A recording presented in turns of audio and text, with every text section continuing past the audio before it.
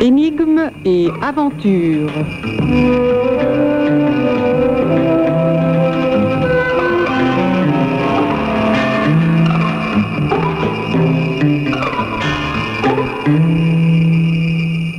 Duralex de Joe Shipp.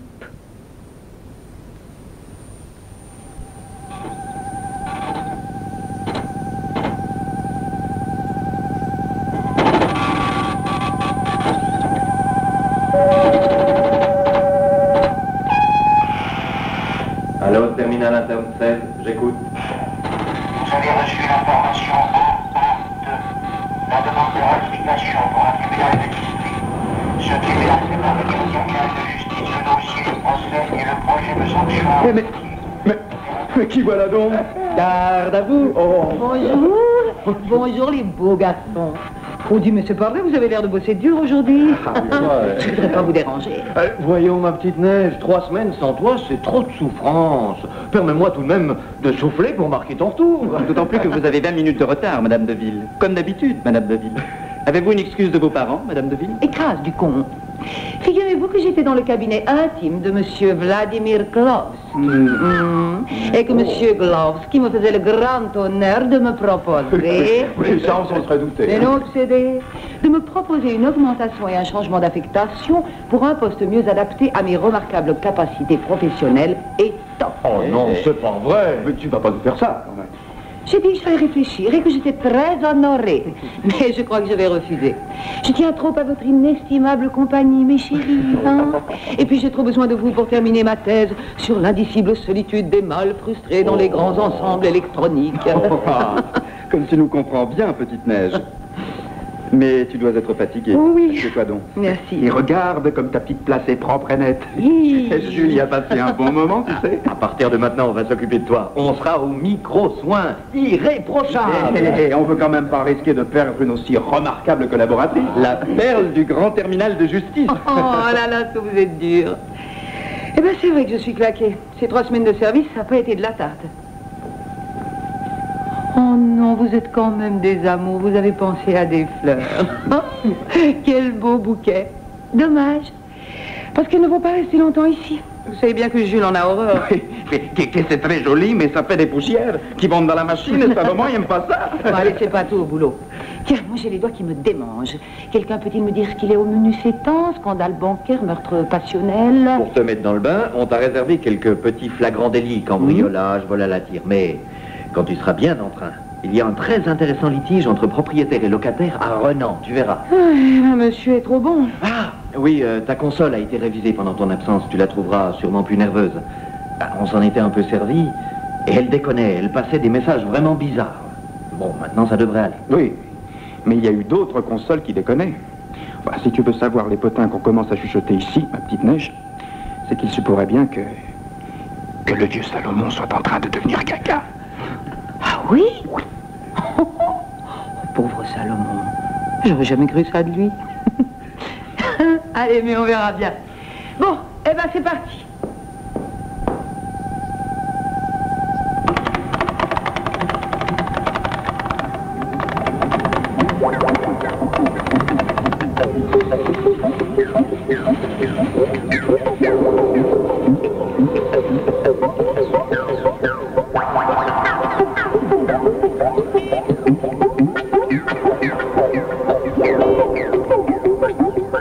Et en vertu de l'amendement du 13 août 2004 concernant le 2e alinéa de l'article 316 du Code révisé des...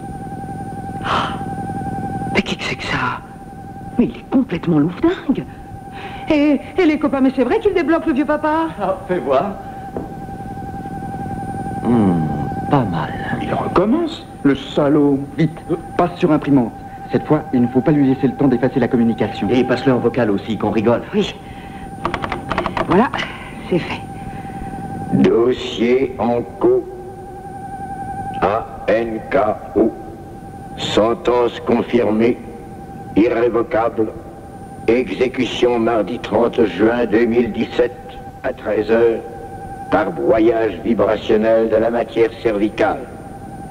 Affaire classée sous liste Iris 88, prononcée à Genève le 17 avril 2012 à 9h35 par Salomon, premier arbitre. Dis donc, il va fort, Salomon. Et maintenant, qu'est-ce qu'on fait? Mais c'est notre petite. Ça fait plaisir de vous revoir, vraiment plaisir au vieux Jules. Hein. Et c'est pour ça que j'ai tellement envie de chanter. Oh, bonjour, Jules. Je suis bien contente de vous revoir, moi aussi. Dites, on dirait qu'on a un petit problème avec Salomon, là, regardez. Oh, quel malheur. Mais c'est sûrement pas grave. Hein. Vous savez, moi, j'y comprends pas grand-chose. Hein. Vous voulez que j'aille chercher M. Klowski? Oui, mais là, ça va trop loin. Notre grand juge déraille complètement. Et cette fois, on a une preuve. Bon, je crois que je vais aller voir le gros Gartner. Il va en faire dans sa culotte. Dites, Madame Neige, c'est pas pour vous embêter, hein. Mais vous devriez ramener ces jolies fleurs chez vous. Hein. Ici, vous comprenez, c'est très joli, mais ça fait des poussières. Que ça va dans les machines et Salomon, il aime pas ça. Hein. Et c'est peut-être pour ça qu'il fait les bêtises. Salut, gros tas de ferraille. Je voudrais voir ton maître, Monsieur Gartner. Et vite. Bonjour, monsieur. Mon nom est Golem 12, pour vous servir. Je suppose que vous avez rendez-vous avec monsieur Gartner. C'est ça, je suis Marc Delso, mon bon. Et je crois qu'on m'attend, oui? Un instant, s'il vous plaît. Monsieur Marc Delso souhaite vous rencontrer, monsieur le conseiller président. Ah, Monsieur Delso. Oui, qu'il entre. Si vous avez une arme, monsieur, il serait préférable de me la remettre. Aucune quincaillerie, mon bon. Tout dans la tête. En ce cas, veuillez me suivre.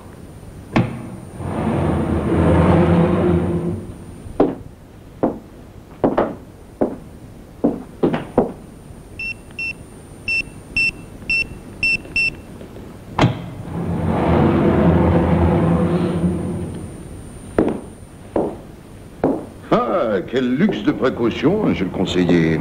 Vous êtes un homme remarquablement protégé. Dans ma position, c'est indispensable, monsieur Delso. Mais nous avons à parler sérieusement, vous et moi. Je sais. Personnellement, je préférerais le faire en dehors de la présence de votre gorille en fer blanc. Puis-je vous faire remarquer, monsieur, que vos propos pourraient être interprétés comme une expression de racisme antidroïde et donc sanctionnés par une amende. Soyons sérieux, Golem 12 est mon garde du corps personnel, et sa présence est une condition sine qua non à toute entrevue avec moi. D'ailleurs, c'est un droïde de la toute dernière génération, parfaitement fiable, et qui plus est... Oui, en liaison radiopositronique permanente avec le grand arbitre Salomon lui-même, je sais. Le problème est que nous avons justement à discuter du comportement de Salomon. Mais enfin, nous ferons comme il vous plaira. Donc, vous avez un problème avec votre juge suprême? Oh, n'exagérons rien. Il s'agit en fait d'incidents qui n'ont probablement pas grande signification. Permettez-moi d'en douter. J'ai aussi mes informateurs, même s'ils ne sont pas électroniques. Je sais que Salomon commence à passer des messages tellement aberrants qu'on pourrait les considérer comme des symptômes de démence. Démence précoce, puisqu'il n'y a pas 10 ans que le grand terminal fonctionne. En d'autres termes, Salomon est bon pour la casse, non? Monsieur Delso, vous allez vraiment trop loin. Je sais que vous avez des motifs personnels d'en vouloir à Salomon, mais tout de même, votre comportement actuel m'amène à émettre des doutes sur votre capacité à conduire une enquête objective. L'objectivité n'est pas le privilège des robots, monsieur le conseiller. Cela dit, c'est vrai que Salomon et ses gorilles électriques m'ont mis au chômage, comme la quasi-totalité des policiers d'ailleurs. J'en ai profité pour me recycler, en étudiant conjointement le droit et l'informatique, si bien que je suis parvenu à me faire élire au poste de contrôleur éventuel du premier arbitre, entre autres fonctions. Un poste dont l'absolue nécessité avait été admise sans réserve à l'époque par Salomon lui-même. Cette enquête, je l'amènerai donc jusqu'au bout, monsieur Gartner, comme j'en ai le droit. Maintenant, je suppose que vous êtes en mesure de me montrer l'un de ces fameux messages. Oui. Celui-ci est apparu hier matin sur la console 17. Je vois, hein. Une condamnation à mort exécutoire dans 5 ans pour un crime qui n'a pas encore été commis. Très curieux, en effet. Mais qu'est-ce que vous faites? Vous voyez bien, je prends des notes. Je relève les codes. Anko et Iris 88. Ça me paraît élémentaire. Je crois que vous faites fausse route, monsieur Delso. Ces lettres et ces chiffres relèvent probablement du pur hasard, comme le contenu aberrant du message. Tout cela est un même délire. À mon avis, la clé de l'énigme réside au niveau des connexions extérieures du réseau Salomon. Il peut s'y produire des surcharges locales d'informations. Par exemple, il faut que vous sachiez que la grande majorité de ces aberrations est survenue sur une seule console, la 17. Et puis, ces petits incidents ne représentent qu'une infinitésimale fraction de l'activité du premier arbitre. Nous avons procédé à des vérifications et toutes sont concluantes. Salomon est en parfaite santé. Je pense donc que les références et le contenu du message n'ont aucune importance. Il ne s'agit que d'un caprice électronique mineur, purement superficiel. Un problème technique. Vous semblez tenir énormément à l'intégrité parfaite de Salomon, monsieur le conseiller président. Je suis un homme très occupé, monsieur Delso. Salomon me dispense, grâce à son infinie compétence, d'avoir à jouer malhabilement les ministres de la justice et de la police. Croyez-moi, je lui en suis extrêmement reconnaissant. Cela dit, je ne compte nullement vous empêcher de mener à bien votre enquête. Voici un sauf-conduit vous autorisant à interroger qui bon vous semble dans le cadre du réseau Salomon. Observez, s'il vous plaît, qu'il est signé non seulement de ma main, mais de celle, si j'ose dire, du premier arbitre lui-même. Parfait. Vous aurez bientôt de mes nouvelles, monsieur le conseiller.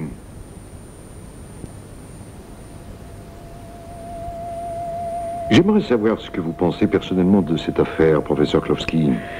Je pense, monsieur Delso, que je n'ai pas besoin de souligner l'extraordinaire utilité de Salomon.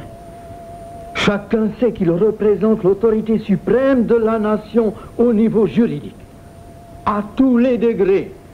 Oui, une modeste commune peut lui demander de trancher un différend entre propriétaires terriens, mais on peut aussi faire appel à lui au niveau du tribunal fédéral, lorsque même les articles de la Constitution sont mis en cause.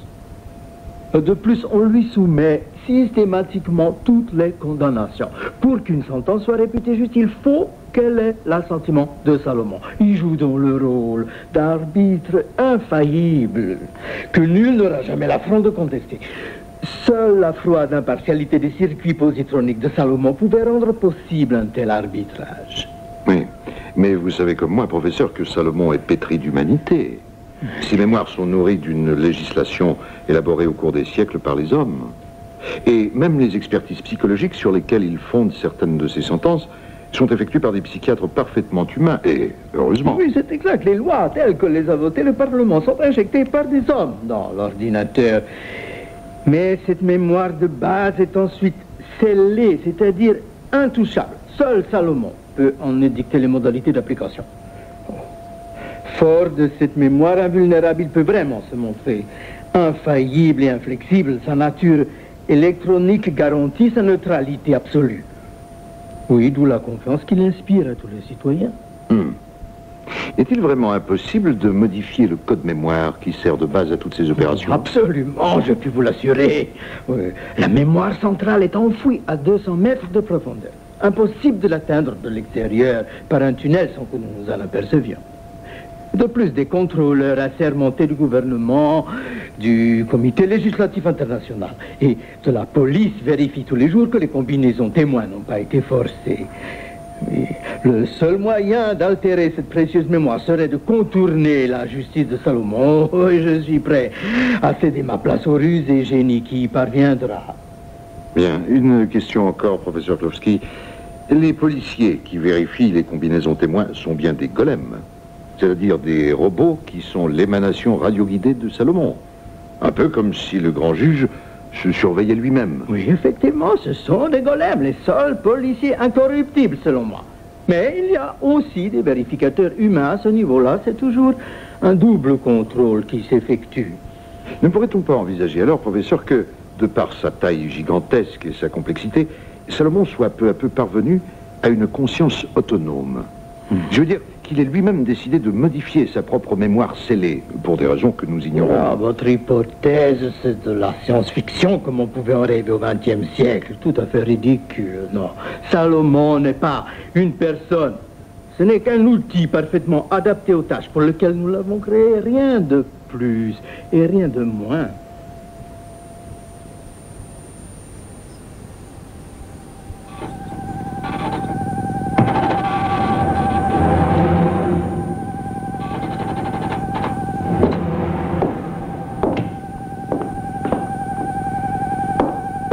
Voici donc le lieu du crime. Et vous êtes sans doute Neige de Ville. Oui. Madame ou mademoiselle? Madame. Et vous, grand détective, monsieur ou mademoiselle? Ah, touché. Bon, quoi qu'il en soit, vous êtes l'opératrice attitrée de cette fameuse console 17. C'est curieux, mais j'ai l'impression de vous avoir déjà rencontré. Ah, il faut parfois se méfier de ses propres impressions. Je voudrais d'abord vous demander, et à vous aussi, messieurs, à quelle fréquence ces messages parasites sont apparus et si d'autres consoles en ont été victimes? Si vous me permettez, monsieur Delso, je souhaite répondre à cette question. Je vous en prie. J'ai eu l'occasion d'utiliser la console 17 pendant l'absence de Madame Deville qui effectuait sa période annuelle de service civil. Les premiers messages aberrants sont apparus une semaine environ après son départ. Il y en a eu 6 ou 7 le premier jour. Bah, je ne suis pas sûr du chiffre exact. De toute manière, ils n'apparaissaient sur l'écran que très fugitivement, de quelques dixièmes de seconde à 2 ou 3 secondes. Ensuite, pendant 10 jours, les messages sont apparus de manière très irrégulière. 3 ou 4 un jour, rien le lendemain, puis 1 ou 2, etc. Mais ils restaient plus longtemps sur l'écran, assez longtemps pour qu'on puisse se rendre compte de leur totale absurdité. Mais vous n'avez pas eu le réflexe de les bloquer sur imprimante? Non, en effet. Le temps de bien comprendre le message et il disparaissait. Le fantôme du grand terminal. Ouh, ouh. Dites-moi, ces messages avaient-ils le même sens général et possédaient-ils le même code de référence? Il s'agissait toujours d'exécution capitale et toujours programmée à une date impossible. Dans 5 ou 10 ans, par là. Les codes... Non, je ne me souviens pas des détails, mais... Seulement que c'était pas un code habituel. Mais quelque chose comme... Anco ou Iris 88? Peut-être. J'ai pas fait attention à ça. Mais il faut dire aussi que la 17 est finalement partie en révision et que, pendant qu'on l'a disséquée, des messages parasites sont apparus sur la 15, sur la 28 et sur la 34. Mais très pressés, très pressés, les fantômes. Et de vrais courants d'air. Et depuis le message que vous êtes parvenu à bloquer hier matin, Madame Deville, pas d'autres aberrations? Non, non, Salomon a été très sage. Bien. Eh bien, je vous remercie, messieurs. Vous pouvez disposer. Mais je souhaite encore vous interroger en particulier, Madame Deville. Oh, c'est pas juste. Toujours les mêmes. Nous, personne ne nous aime. Allez, viens, mon gros, on va te consoler. Il y a une cabine un peu plus loin, nous y serons tout à fait tranquilles. Je vous suis.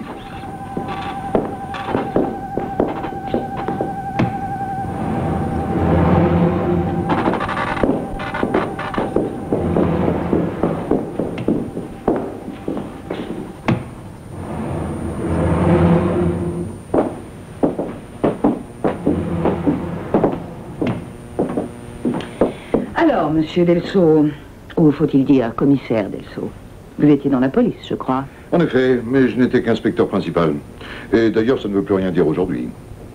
J'ai une question très simple à vous poser, Madame Deville. Est-il possible que toute cette affaire ne soit qu'une simple farce? Ce que vous appelez un poisson soluble? Ouh, fichtre inspecteur, on voit que vous avez vraiment fait de l'informatique. Avez-vous déjà personnellement joué aux poissons solubles? Ah non, non. Je sais qu'ils existent, mais j'ignore comment on procède. Eh bien, le poisson soluble est un petit défoulement très en vogue et pour tout dire indispensable dans un grand terminal comme celui-ci. En somme, c'est l'équivalent informatique des petits billets qu'on se passe en classe en cachette de la maîtresse. Ah, c'est ça. C'est assez simple à faire. Pendant l'absence du copain, vous tapez sur sa console un message préprogrammé destiné à apparaître à une heure précise. Ou bien vous prononcez un mantra, lui aussi préprogrammé. Par exemple, vous dites abracadabra ou sésame ouvre-toi, et le message apparaît. C'est très rigolo. Oui, mais le poisson soluble reste dans la console. Là, il ne quitte pas les ramifications externes du réseau. En principe, il reste dans la console. Il y a une phrase code réservée en fait à la programmation des poissons et qui fait que Salomon ignore complètement ce genre de plaisanterie. C'est comme des puces sur le cuir d'un rhinocéros, ça ne pénètre pas le réseau. Mais le le message bloqué hier ne pourrait-il pas être un poisson programmé par l'un de vos collègues à votre seule intention? Oh non. Non, non, c'est pas possible. Si vous êtes sage, je vous montrerai peut-être un jour ma collection de poissons solubles. Vous constaterez qu'ils sont, ou qu'ils essayent d'être drôles, charmants, rosses, aigrillards ou complètement, mais alors, complètement loufoques. Non, rien à voir avec le message d'hier qui était platement sinistre. Mais il y a une autre raison. Nous étions hier lundi. Par conséquent, le poisson n'aurait pu être programmé que vendredi après-midi. Ce qui est impossible. Pourquoi impossible? Et parce que l'espérance de vie d'un poisson est limitée. D'autre part, les poissons qui apparaissent sur un écran, ils demeurent jusqu'à ce que l'opérateur les efface. Techniquement, le caractère instable, fugitif des messages parasites fait qu'ils ne peuvent pas être des poissons solubles. Bien. Vous m'avez convaincu. Je constate aussi que s'il s'était agi de poissons, vous aviez un alibi inattaquable. Oui. Oui, en effet, puisque j'étais absente depuis une semaine quand le premier parasite est apparu. Mais dites, monsieur l'inspecteur, j'adore cet interrogatoire. J'ai l'impression de jouer dans un film du siècle dernier. Mais quelque chose me dit cependant que vous aviez l'intention de me parler d'autre chose que de petits poissons. Moi? Ah, mais pas du tout. Pas du tout. Non, non, j'avais simplement cette curieuse impression de vous avoir déjà rencontré. Vous tenez à le savoir. Ah ben oui, évidemment. Nous nous sommes, disons, rapprochés il y a 15 jours. Oui, au centre érotique de Malagnou. C'est là que j'ai effectué ma période de service civil comme assistante sexuelle. Mais j'avais des cheveux roux, on m'avait implanté des taches de rousseur et je m'appelais Rita Bellebouche. Oui, pour ce genre de service, on vous modifie toujours un peu. Vous, par contre, vous n'avez pas changé. Ah ben, c'est très embarrassant, je dois dire. Oui, voyez-vous, en période de stress, il m'arrive de recourir à l'assistance sexuelle, mais... Voyons, monsieur Delso, vous n'avez pas à rougir d'être client. Nous avons tous nos petits problèmes, nos moments de cafard et de solitude. Pour ma part, j'estime que je n'ai pas non plus à rougir d'être putain 3 semaines par an, alors que je suis épouse, mère et informaticienne le reste de l'année. Au service, là, vous faites toujours ce genre de travail? Non. Non, il m'arrive aussi de faire des chantiers de montagne, ou de m'occuper de vieillards, ou de mongoliens. Je déteste faire toujours la même chose. Bien, eh ben, je vous remercie. Je crois que vous pouvez disposer, à moins que vous n'ayez une petite idée qui m'aiderait à résoudre ce mystère. Salomon est peut-être devenu devin? Non. Non, non, je vois pas. Ah, vous devriez peut-être demander à Jules. Jules? Oui, c'est le nettoyeur, le concierge de Salomon, si vous préférez. Un type très gentil, très maniaque, mais gai. Il n'a pas inventé la poudre, son QI doit tourner autour de 90, mais il a parfois de très bonnes intuitions. Et puis, il aime vraiment Salomon, comme un fidèle son idole. Et quelquefois, je me dis que cet énorme réseau, si complexe et si coûteux, n'a pour seule véritable utilité que de permettre à Jules d'y passer l'aspirateur en chantant. She's my baby, Biba Pelula, why don't you, baby? Excusez-moi, monsieur. Excusez-moi. Je crois que je me suis égaré. Je cherche le service des codes des dossiers. Ah, les archives? C'est ça. Ben, monsieur, il faut retourner en arrière. C'est le premier couloir à droite, puis ensuite le troisième à gauche. D'accord. D'ailleurs, il y a un écriteau. Merci. Oh, dites-moi, vous devez être Jules, le nettoyeur? Si. Marc Delso. Ah! Vous êtes les grands détectives. Enchanté, je suis enchanté. Mais comment ça va? Ah ben, pas mal, merci. On m'a parlé de vous, Jules. Dites-moi, qu'est-ce que vous pensez des petites défaillances de Salomon? Quel grand malheur, monsieur Dessau. C'est la pollution, vous comprenez? La pollution. Les petites poussières microscopiques, que vous ne les voyez pas. Mais elles s'infiltrent partout. Parce que Salomon, c'est un géant. Salomon, c'est un colosse, mais il est fragile. Tous ces petits circuits qui se détraquent pour un rien. Et les opérateurs et les techniciens, ils sont bien braves. Je les aime bien. Mais ils fument, monsieur Delso. Ils apportent des sandwichs au travail, que ça fait des cendres et des petites miettes. Et ils ne se rendent pas compte. Hein. Alors, il y a un petit sang qui va là où il ne faut pas, et Salomon, il s'arrête. La pollution, hein. Ah oui, c'est une idée intéressante, Jules. Je vais y réfléchir. Mais dites-moi, heureusement que vous êtes là, vous. Oh, j'aime bien mon travail, monsieur Delso. Salomon, c'est un grand copain et je m'occupe de lui. Et puis vous aimez la musique du XXe siècle, est ce que j'entends? Ça, c'était de la musique, monsieur. Elvis Presley, Janis Joplin, c'était quelque chose, hein. C'est pas comme la musique des sauvages qu'on entend aujourd'hui. Oui, vous avez sûrement raison, Jules. Eh bien, au revoir, et merci de vos révélations. À votre service, monsieur. Au revoir, monsieur.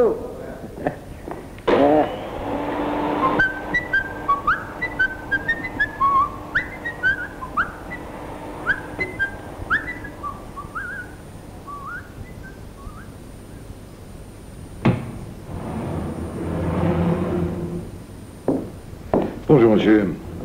Vous devez être Claude Baumann, le chef de ce service. Je suis Marc Delso. Voici mon... J'ai entendu parler de vous, monsieur Delso. Que voulez-vous de moi? Tout simplement savoir à quelles données correspondent les sigles ANCO et Iris 88. Je croyais que monsieur Gartner vous avait suggéré de ne pas vous préoccuper de ces problèmes de code. En effet, mais c'est moi qui mène cette enquête, et non monsieur Gartner. Alors, vous refusez de répondre? Nullement, monsieur Delso, mais il se trouve que ces sigles ne veulent rien dire. Nous avons vérifié, tenez. Regardez vous-même. ANCO et Iris ne correspondent à rien du tout. Ces références sont aussi délirantes que le reste du message. Et pourtant, la formulation utilisée dans ce message est tout à fait cohérente. Et la date de la condamnation ratifiée est correcte, même si celle de l'exécution paraît absurde. Et la disposition du texte et des codes est identique à celle des communications ordinaires. Vous cherchez midi à 14h, monsieur Delso. Il s'agit uniquement d'un problème technique mineur. Si vous êtes vraiment informaticien, vous devriez vous en occuper avec l'aide de nos hommes du service d'entretien, plutôt que de jouer les flics vieux style. Vous avez sans doute des raisons de regretter l'époque des policiers corrompus et des passages à tabac, époque heureusement révolue grâce à Salomon et au Golem. Mais vous me permettrez de ne pas partager cette nostalgie. Et maintenant, si vous permettez, j'ai beaucoup de travail. Eh bien, ce sera toujours un plaisir de discuter avec vous, monsieur Baumann.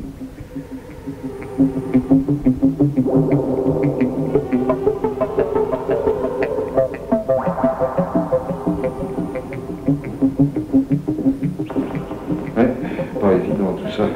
Pas lumineux du tout. Tiens, une console allumée dans une cabine déserte. Qu'est-ce que ça signifie?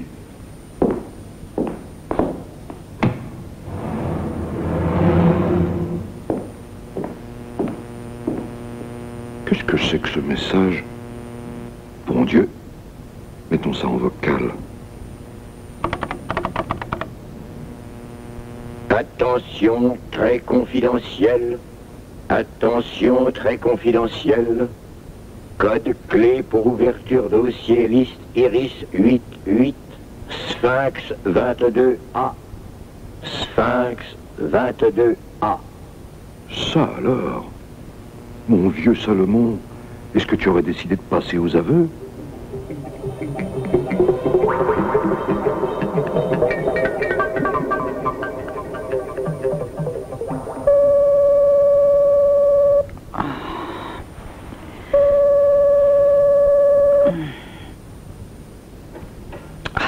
Allô? Neige de Ville. Bonsoir, Neige. Marc Delso. Oh, non, bonsoir. Dites, vous savez quelle heure il est? Oui, excusez-moi de vous avoir réveillé, mais c'est très important. Il faut que je vous voie. Oh, écoutez, si c'est pour un problème de stress, je suis désolée, mais je suis plus en service.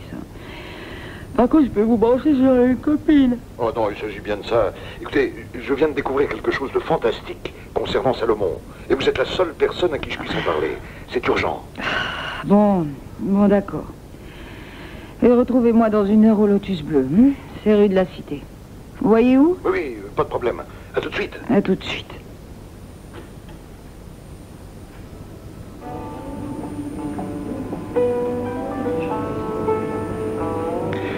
Comme vous le constatez, voilà, la liste Iris 88 n'a rien en fantôme.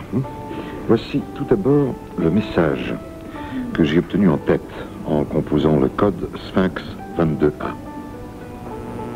Dossier ANCO, ANKO, liste Iris 88, numéro 284, concerne jugement du député Gilles Meyer, procès 5 avril 2017. Motif, agissement inconstitutionnel, incitation à l'émeute et à la guerre civile, fraude électorale, espionnage pour le compte d'une puissance étrangère, sentence, condamnation à mort, recours exclu. C'est incroyable. Gilles Meyer, mais c'est le leader de l'opposition socialiste zen. Eh oui, exactement. Mais il n'est pas le seul à être visé. Tenez, voyez le reste. Oui. Ouais, pour gagner du temps, je vais vous résumer la liste. Alors, il s'agit d'un très long processus, d'un vaste complot qui démarre en douceur. Alors, en août prochain, le journal satirique Globule Rouge sera saisi et ses rédacteurs frappés d'une lourde amende.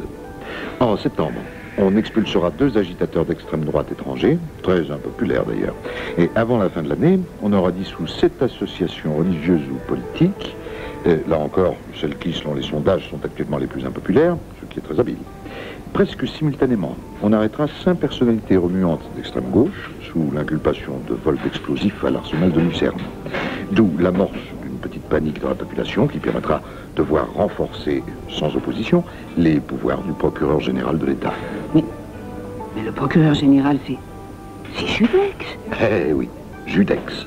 C'est-à-dire un autre ordinateur, comme par hasard, accouplé à Salomon par un canal positronique. Bien, l'année prochaine, ce sera Jean Pellerin, du mouvement Écologie et Liberté, impliqué dans une sombre tricherie électorale. Ensuite, Noël Dangrois, du groupe Réagir, qui sera mêlé à un retentissant scandale financier. Arthur Kaufmann, le populiste, accusé de débauche. Gaël Dastry, le prophète du parti théocratique, inculpé de trafic de drogue psychédélique. Enfin, pour tous ces personnages, les sentences prévues sont les travaux forcés pour 6 à 15 ans. Et je passe sur les petits détails comme les mesures de censure et les perquisitions, les opérations coup de poing de plus en plus nombreuses. C'est complètement insensé. Et jusqu'où tout cela va-t-il? Ah, très loin. Tenez, en 2016, le processus s'accélère. 5 condamnations à mort de personnalités politiques. Le double en 2017. Et c'est dans ce contexte qu'est prévue l'élimination du député Gilles Meyer. En 2020, on parle pour la première fois de rééducation, d'autonomistes rebelles et de terroristes dans des camps de justice. En 2023, cette expression est officiellement remplacée par camp de concentration. En 2031, c'est le concept d'épuration générale de la population qui est introduit, avec la création d'un corps de golems spécialisé dans les contrôles psychiatriques et civiques. Oui. Et la liste s'arrête là, mais son auteur n'est sûrement pas à court d'idées. C'est beau, la parano. En somme, nous avons affaire à un véritable Hitler de l'informatique. Quelqu'un qui a été capable, Dieu sait comment, de pervertir Salomon. Mais je suppose que vous avez déjà des soupçons bien précis. Et que si je suis ici avec vous, c'est parce que vous ne me croyez pas coupable. Ah, pourquoi ce traitement privilégié? J'espère que ce n'est pas parce que vous avez connu bibliquement Rita Bellbouche. Non, non. Disons que c'est par intuition masculine. Bien. Et écoutez, Neige, j'ai en effet quelques soupçons, mais j'ai surtout un plan. Et pour réaliser ce plan, j'ai besoin de quelqu'un qui connaisse très bien Salomon et qui soit beaucoup plus compétent en informatique que je ne le suis. Bien. Voyons ce plan, monsieur Hercule Delso.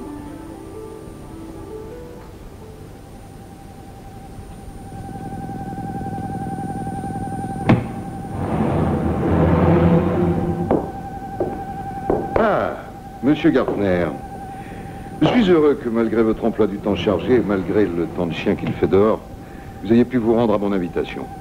Je vous présente Madame Neige Deville, opératrice, qui a bien voulu me servir d'assistante aujourd'hui. Neige, vous aurez reconnu Monsieur le conseiller président Gartner. Enchanté de vous connaître, madame. Enchanté. Le gentleman en complet plastique qui le suit, comme son ombre, s'appelle Golem 12. C'est un droïde de la toute dernière génération, parfaitement fiable. Un vrai shérif. Delso, je vous prie de m'épargner votre ironie facile. Mon temps est en effet précieux. Vous avez des révélations à faire, fort bien, mais pourquoi m'avoir donné rendez-vous ici? Parce que c'est ici le lieu du crime, Monsieur Gartner. Et parce que ce terminal secondaire est un lieu paisible, parfaitement adapté à la démonstration que nous voulons vous faire. Tout d'abord, l'alias que voici représente la totalité de la liste Iris 88, c'est-à-dire d'un programme parasite qui constitue le plus formidable complot politique de tous les temps. Il s'agit d'une campagne systématique d'élimination des extrémistes de tous bords, des gêneurs et rebelles en tout genre, qui aboutira dans une vingtaine d'années à une véritable dictature électronique. Oh, c'est insensé. Qui aurait pu... Eh bien, je vous avouerai que je vous ai personnellement soupçonné, monsieur le conseiller président. Oui, la ligne politique implicite dans tout ce complot est en effet très proche de la vôtre. C'est une sorte de centrisme paternaliste, gnangnan pudibond, voyez-vous, une dictature du gros bon sens démagogue. Vous auriez pu vouloir vous servir de Salomon pour consolider votre pouvoir, mais à la réflexion, je ne vous crois pas coupable. Non, vous n'avez pas l'ambition ni l'envergure que nécessite une telle entreprise. Je vous remercie de vos aimables appréciations. D'autre part, bien que je sois rarement d'accord avec votre politique, je pense que vous êtes un démocrate sincère. C'est pourquoi j'ai jugé bon de vous mettre au courant de toutes nos découvertes. En dernier sort, c'est à vous qu'il appartiendra de prendre une décision. Notre premier arbitre étant manifestement hors jeu. Je vais vous demander de vous asseoir à cette console. Neige, on peut y aller. Oui.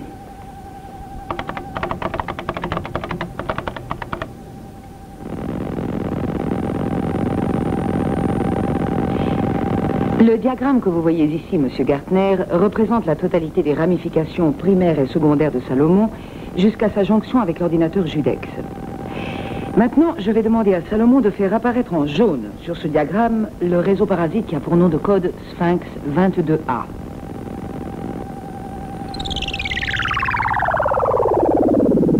Mon Dieu, mais c'est monstrueux. On dirait une immense toile d'araignée. S'agirait-il de connexion avec un ordinateur pirate qui pourrait être Judex lui-même? Hypothèse ingénieuse, mais ce n'est pas le cas. Sphinx 22A est un cancer, nourri de la masse même de Salomon. Une tumeur électronique aux métastases sans cesse proliférantes et dont le noyau se trouve au cœur de la mémoire scellée. Le grand problème consiste à savoir comment cette mémoire scellée a été altérée. Nous savons que les niveaux profonds où elle est localisée sont inaccessibles. Par contre, les niveaux supérieurs sont d'accès aisé. Ils emploient des dizaines d'opérateurs, de techniciens, de programmeurs qui tous sont suffisamment compétents en informatique pour pouvoir programmer ce que nous appelons des poissons solubles. Je crois que le petit génie informaticien qui a corrompu Salomon a utilisé une variante élaborée de cette technique. Un faux poisson soluble, pénétrant jusqu'au cœur de la mémoire scellée à l'aide d'un code de priorité absolue. Excusez-moi, madame, je ne comprends rien à vos explications. Résumons d'abord le trajet classique de l'information à l'intérieur de Salomon. Par exemple, un tribunal de district fait parvenir au terminal de justice le dossier du procès et le projet de sanction à ratifier. L'opérateur transmet ces documents à Salomon. L'information va donc de l'opérateur à la mémoire scellée.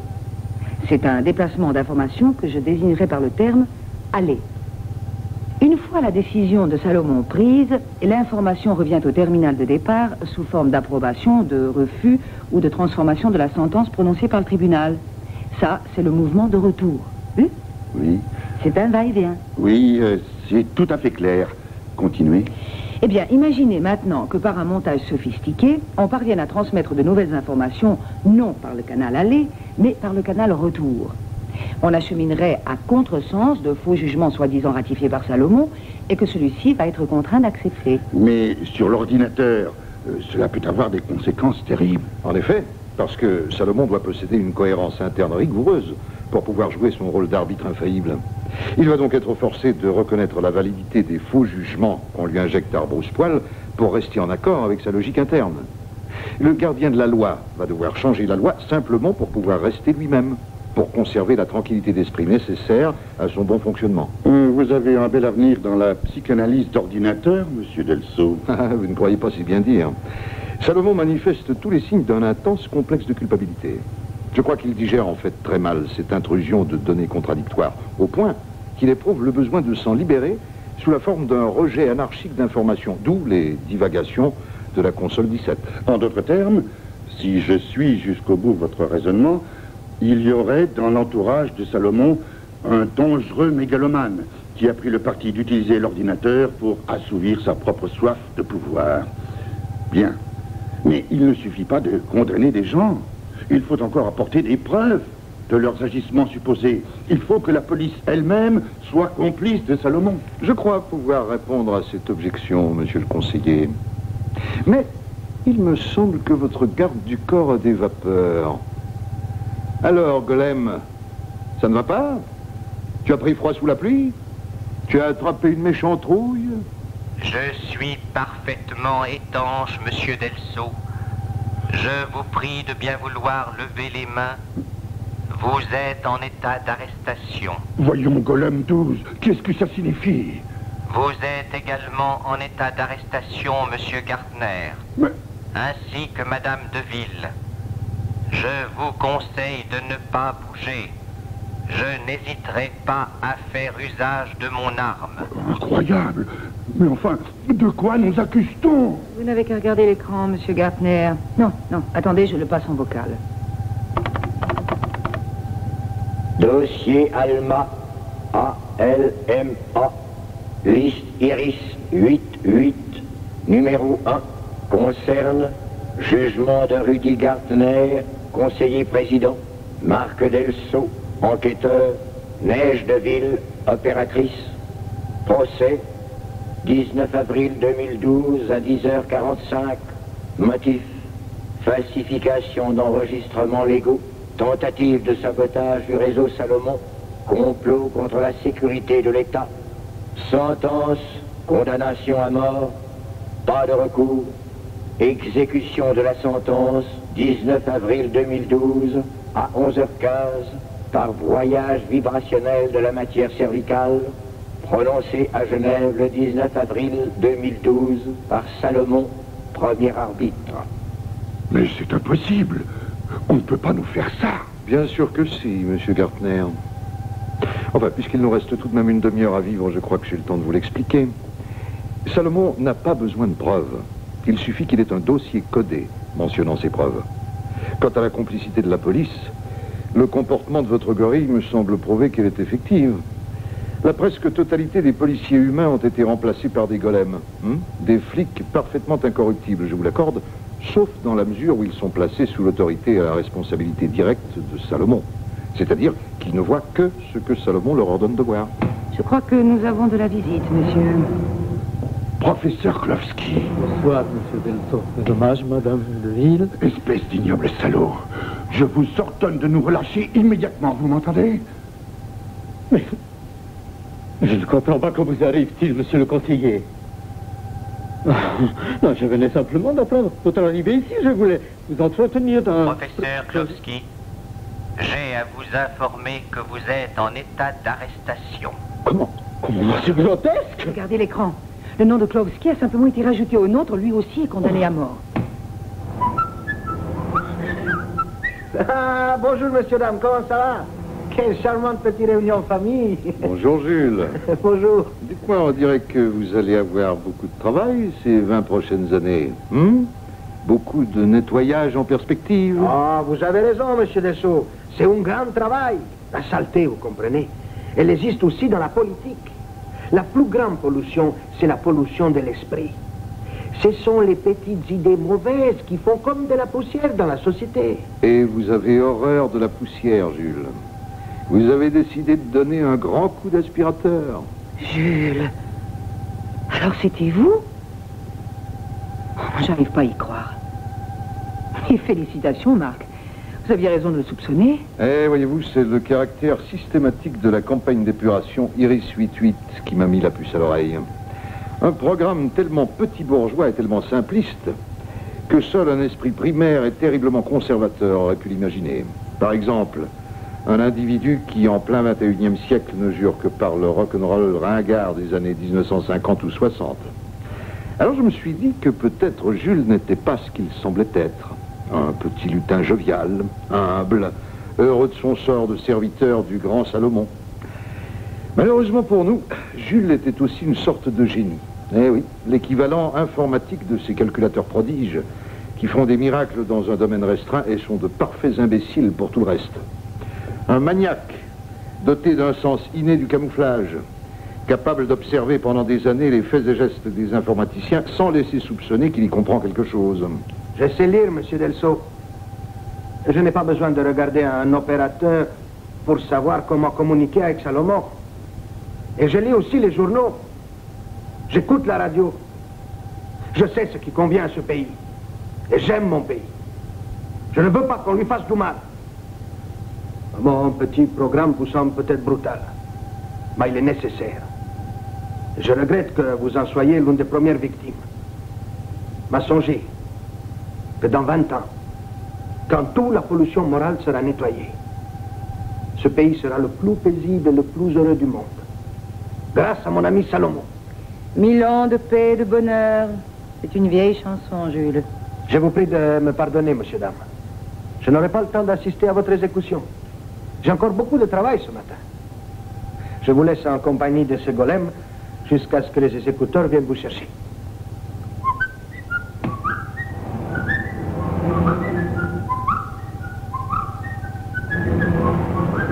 Mon Dieu, ce n'est pas possible. Nous n'allons pas crever comme ça. Il y a bien quelque chose à faire. Neige, je crois que c'est le moment de promener notre petit poisson. Voulez-vous avoir l'honneur? Avec le plus grand plaisir. Salomon, écoute-moi bien. Ornithorynque asthmatique. Je répète, ornithorynque asthmatique. Non, qu'est-ce que vous faites, Madame Deville? Nous jouons notre dernière carte, professeur. Nous essayons de battre Jules à son propre jeu. Je viens de prononcer un mantra qui devrait réveiller un poisson soluble de notre composition. Oui, nous l'avons programmé tout à l'heure. Tout dépend en fait maintenant du degré d'intégrité de notre premier arbitre. Mais il n'a pas l'air de réagir. Je répète, Salomon, ornithorynque asthmatique. Ornithorynque asthmatique. Ah, on dirait que ça bouge. Eh ben, pas trop tôt. Priorité absolue, priorité absolue. Dossier AAAA. Liste Iris 88, numéro 0. Concerne jugement de Salomon, premier arbitre. Motif, corruption. Sentence, effaçage immédiat et général de toutes les mémoires, à l'exception de cette seule mention, à transmettre à tous les terminaux. En raison de l'infiltration du programme illicite Sphinx 22A du nettoyeur Jules, je ne suis plus en mesure d'assurer une parfaite lucidité dans mes jugements et avis. Exécution de la sentence immédiate et sans appel, prononcée à Genève le 19 avril 2012 par Salomon, premier arbitre. Mais c'est affreux. Je crois que Salomon est en train de mourir. Oui, Neige, mais je crois aussi que nous allons rester vivants. Et je préfère cette solution-là. Mais vous ne vous rendez pas compte, Elso? Quel gâchis! Maintenant, il va nous falloir des mois pour recomposer de A jusqu'à Z un nouveau premier arbitre. À moins qu'on ne décide plus sagement de s'en remettre à cette pitoyable et imparfaite justice humaine, monsieur le conseiller. Oh, quelle horreur! J'espère que vous n'y pensez pas sérieusement.